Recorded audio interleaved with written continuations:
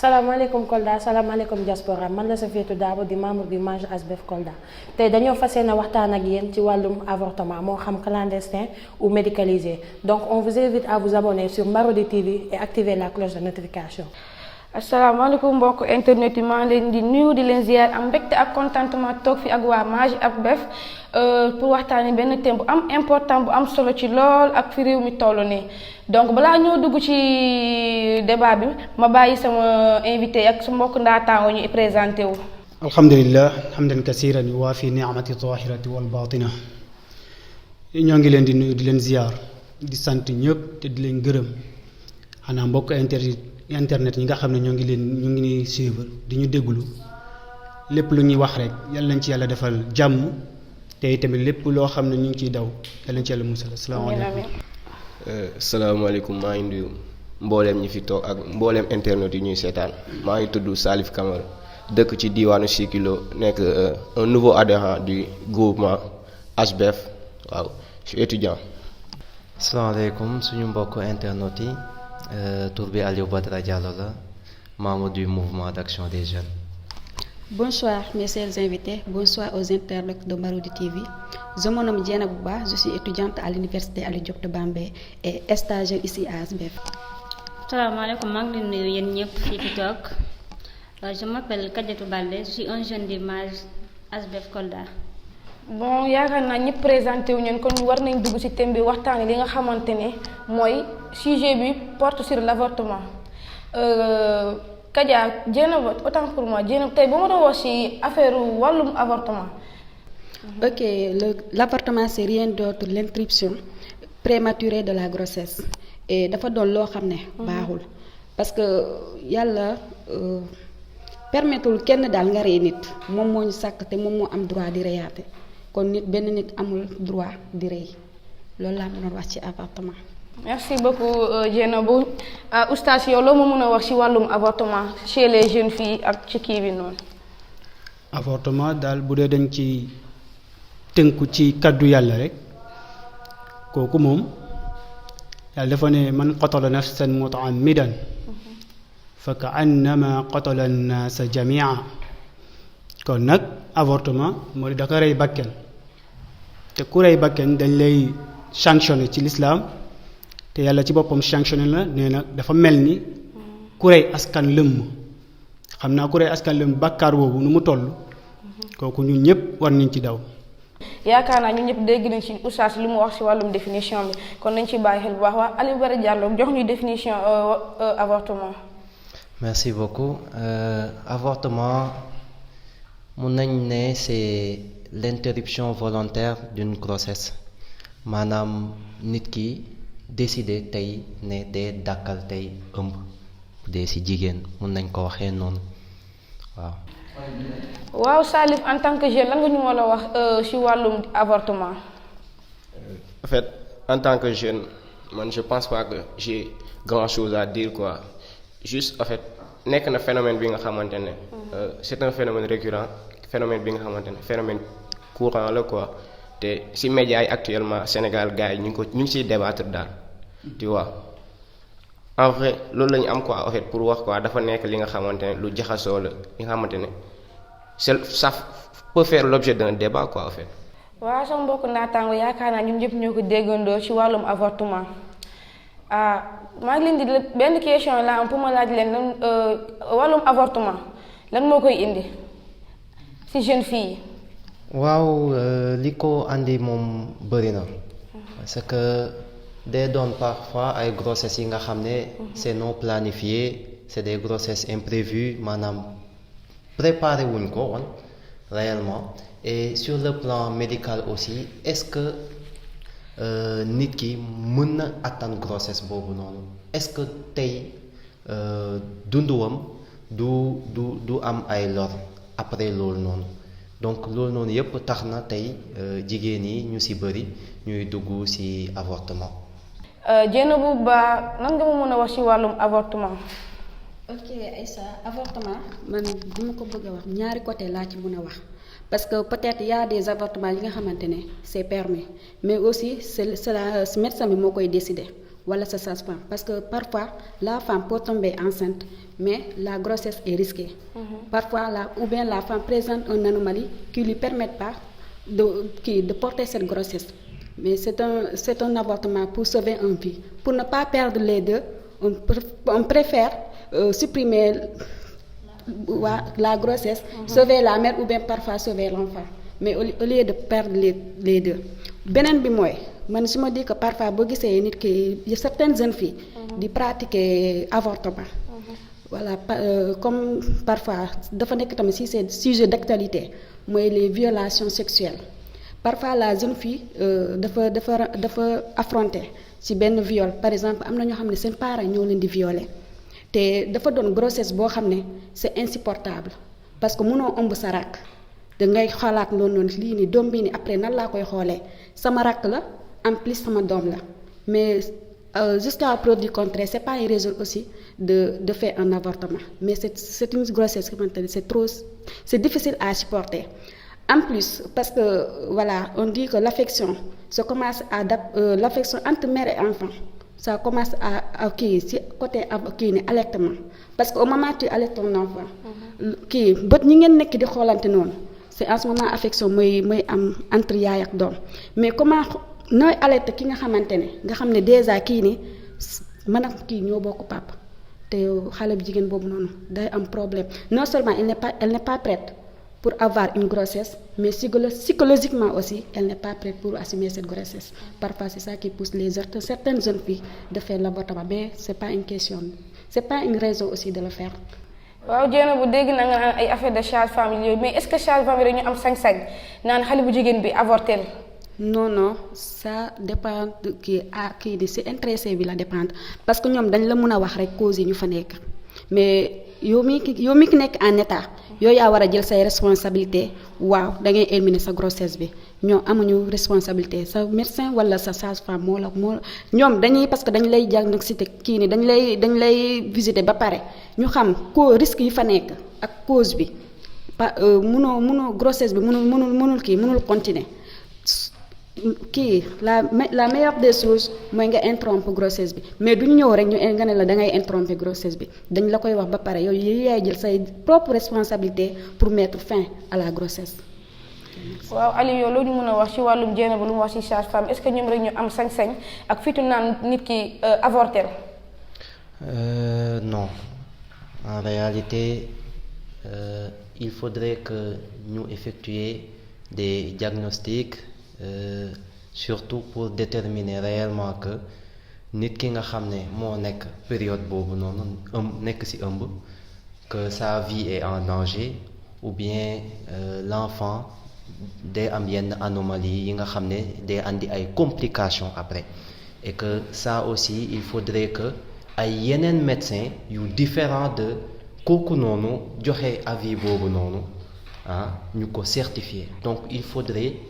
3 médecins yoo xam ne ils sont différents te dañoo ne aussi médecins yooyu noonu waruñu xamante. En plus avec la consensus de l'intéressé parce qu'on ne peut pas mettre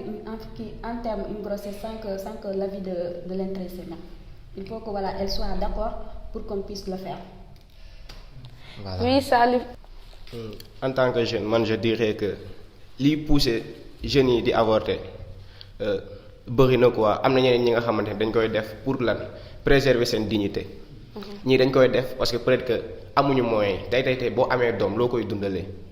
si t'as pas les moyens t'es obligé d'avorter loolu laa ci gis ñeneen ñi dignité moo leen ciy dugal parce que dañoo judd ci benn famille bi nga xamante ne en fait dañuy ne genre benn famille bi ay kilifa lañ quoi am na yenn yi rus nañ mu am ci biir kër gi ñeneen ñi pauvreté moo leen ci dugal am doom amoo loo ko dundalee sama waay ñaax ko jur a gën. mais je me dis que man est-ce que nekk pauvre tax na yow ngay dem di joxe sa bopp ngay sàkku sa bopp après mu am yeneen mu am ay effets secondaires est-ce que loolu jar na ko.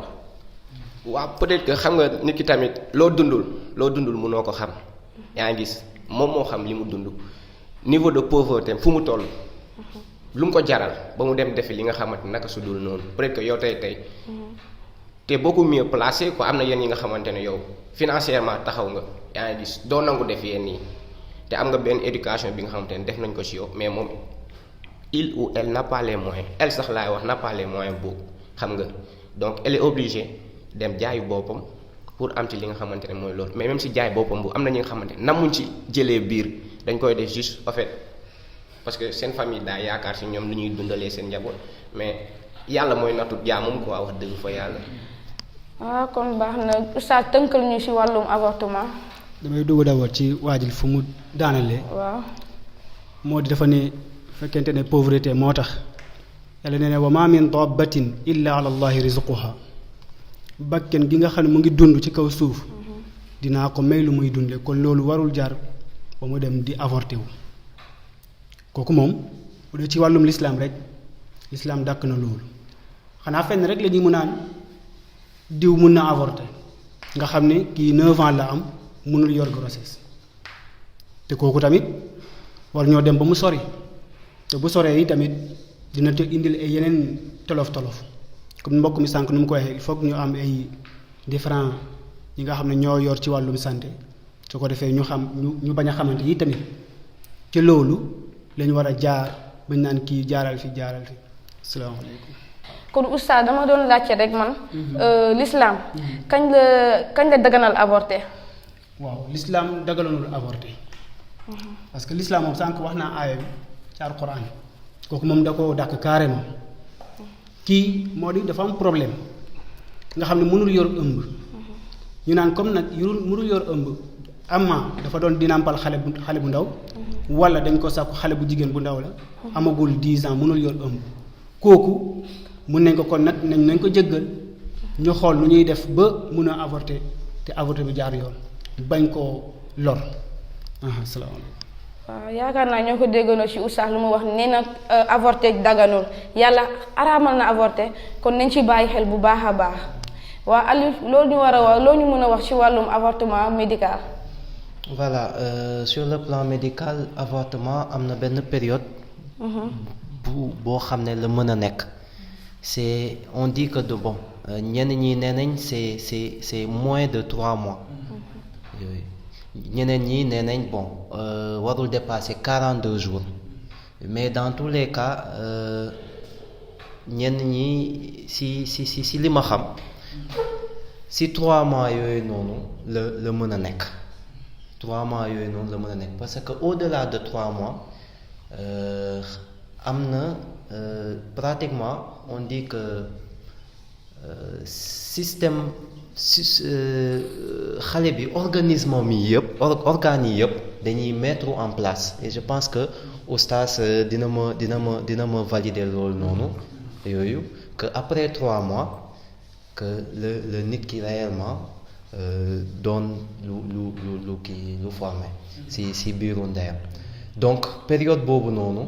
le jigéen mën a avorter et au-delà de ça on ne parle plus d'avortement mais on parle d'infanticide parce que loolu da nga rey bakkan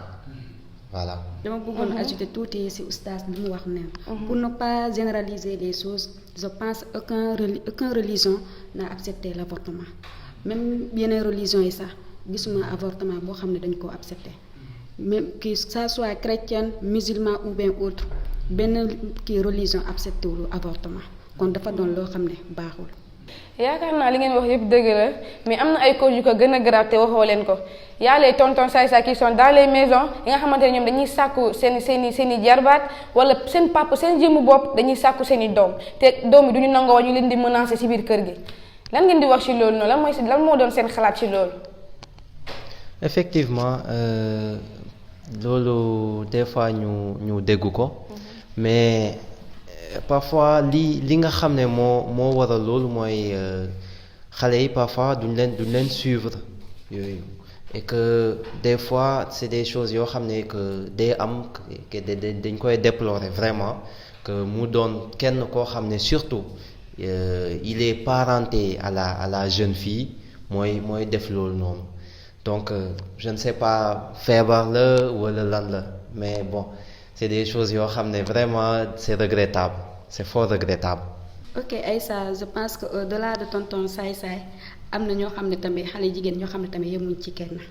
par exemple nga bëgg am sa morom jigéen li nga xamante ne yow seen doole yi yemul comme par exemple yow même fekkente ne voilà sa parent yi mënuñu laa jox yépp mais au moins le minimum ñu ngi koy assurer ci yow par exemple tabaski bu jotee di nga am même bu fekkente ne vaccin benn vaccin tissu ngay am ak dàll mais boo xoolee ci voilà nga bëgg a xool ci sa morom jigéen lu mu am nga ne kon xaaral léegi ma dem uti ko ci xale yu góor yi par exemple nga am multiple partenaires cinq copains te nga xam ne sa copains yooyu noonu yépp à chaque fois boo demee ci ñoom da ngay tedd ak ñoom ba grossesse ñëw ci diggante gi léegi koo wax rek diw yow yaa ma ëmbal kooku day réfugié wu day ne du man da nga yaakaar ne man xawma li nga nekkee ci dëkk bi pour yow man kese nga doon topp yow xaalis moo la jiit xaalis nga jiital loolu moo tax nga am ay copains yu bari du man maa nekk sa papa doom après automatiquement yow lan ngay xalaat kon man doom bi mënuma kaa accepter la meilleure solution mooy que mën a avorter grossesse bi te loolu noonu parfois loolu tamit da koy indi voilà. waaw Salif yow loo ñu mën a wax ci wàllum mbaraan bi comme kii nu mu ko waxee noonu. waaw mbaraan de moom daa bokk ci suñu société en fait da nga fiy gis ku am jabar di mbaraan kee moom day doxaan di mbaraan wala yeneen yaa ngi gis mais en fait am nañ li nga xamante ne loolu moo gën a nekk xam nga sur le plat quoi mooy famille yu éclaté yi quoi yaa ngi gis di nga gis ki nga xamante ne peut-être que tey mën nga fi am doom mu nekk en état tu vois yaa jeeg doom ji divorcé affaire yooyu noonu doom ji gis ni carrément waaw mënu ko supporter quoi en fait yaa jeeg papa ji divorcé mënuma koo supporter kon doom ji nii faaw ma xool rek beneen pexe bi nga xam ne naa ko sàkkal pour bu mu juddu leneen tamit mu ngi ci biir papa ju tëddee doomam yaa ngi gis papa ju fi tëddee doomam gàcce googu noonu wax dëgg fa yàlla fooy demee hôpital ne man sama papa moo ma ëmbal am na ñi nga xamante ne dee leen ko gënal rus nañ def hôpital ne sama papa moo ñu ëmbal am na yeneen yi nga xamante ne viol collectif la tamit tu vois tey benn xale bu jigéen colin bi nga xamante ne rafetul naaysul génn ci mbedd mi ay góor yàlla yu sonn comme sama genre gii nii rek xam nga dem xam yaa ma gën a xam topp ko def ko li nga xamante ne naka sudul noonu quoi te ñu ko gars yi di waxee ci ay géro ay gangster daal yaa ngi gis dem sàkku ko doo xam en fait kan moo ci papa ji sperme kan moo war a jur doom wala nag lan am na yenn yi nga xamante ne gàcce la mënuñ ko supporter loolu nag day pousser gars yi dem avorter ji quoi. waaw oustaz yow loo ñu mën a wax ci l'inceste ci islam. bu dee ci wàllum papa ji xanaa. papa ji moom dafa mel ni moom doom sax moo ko poussé ndax doom joo xam ne dugg na salle de bain sangu ñëw toog ci saalu baayam di diw nit la kat yenn saa yi net ngeen bañ a dugg ci néegu bàyyi da leen di attiré de waaw parce que moom itamit la xale bi léegi màgg na toll nag yaayam am na nooy solo rek seytaan dafa yaatu moom mun na dugg ci diggante yi tax waaw. sharia lu mu wax ci loolu nag. sharia moom li mu ci wax moom bàyyi ji moom dañ ko war a rey waaw raj mu rey. rey ko rey ci saa si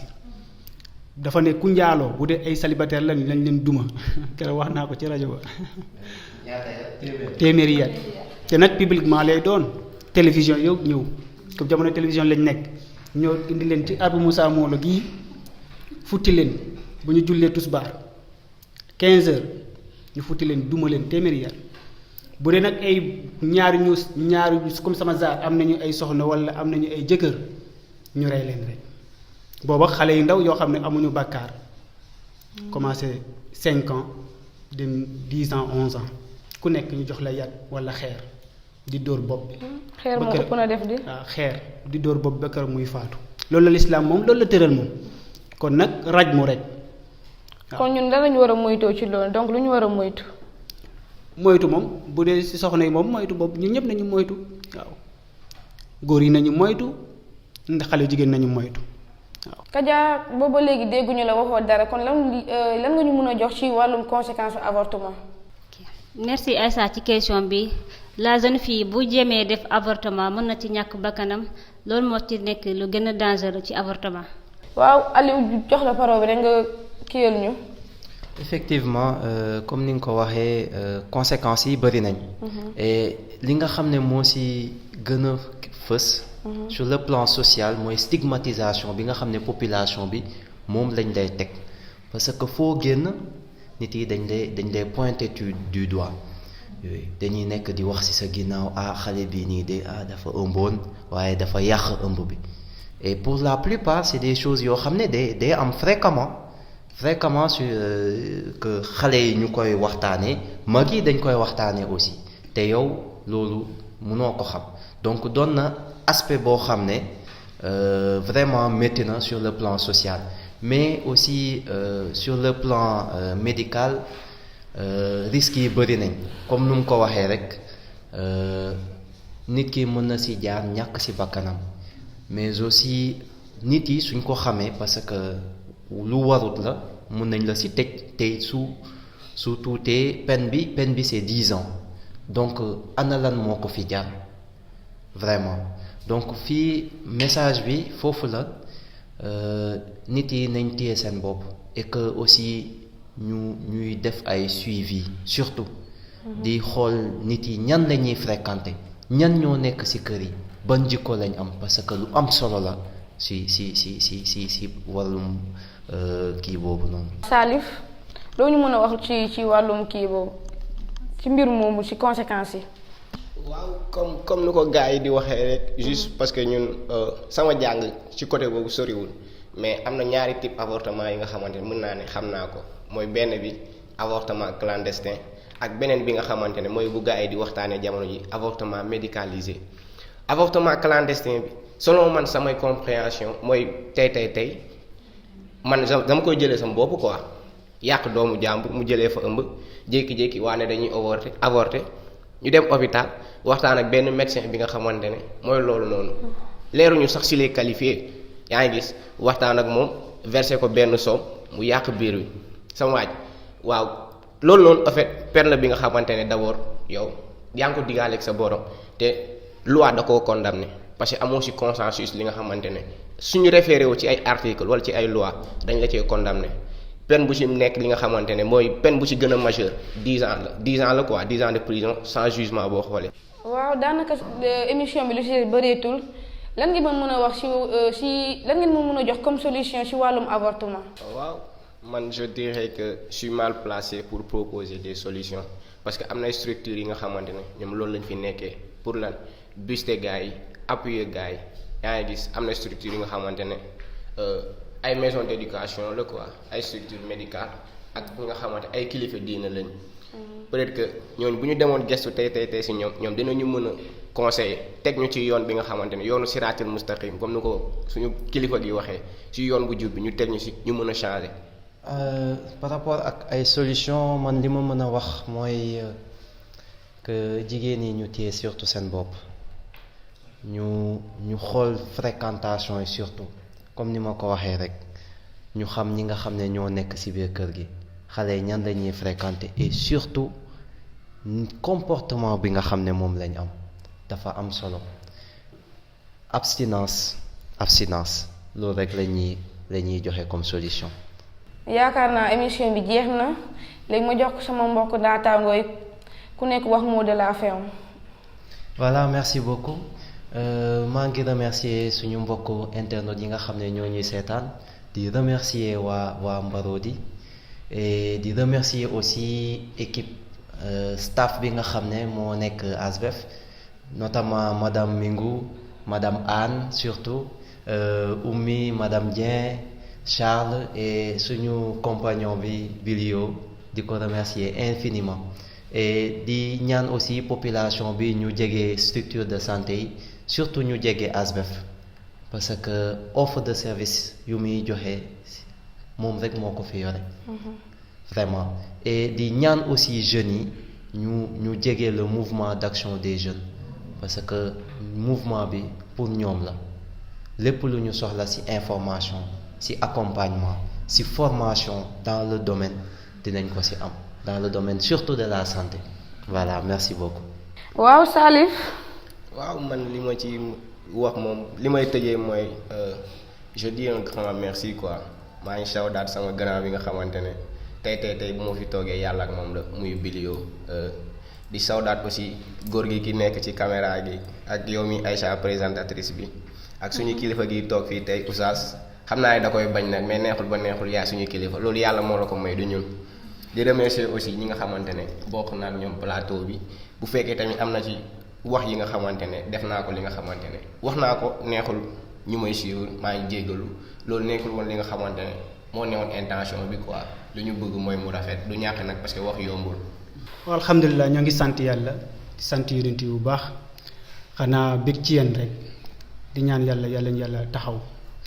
di sant suñu mbokk moomu ak suñu mbokk nga xam ne moo nekk ci caméra bi mbokk yëpp comme xam moo ñëpp di leen nuyu di leen ziar yàlla leen yàlla taxaw sàmm leen sàmm suñuy njaboot lépp lu ñu am yàlla na am barke asalaamaaleykum wa rahmatullah. waaw suñu mbokk internet yi fii li ñu yem ak yéen tey di leen jox dig daje ba beneen incha allah.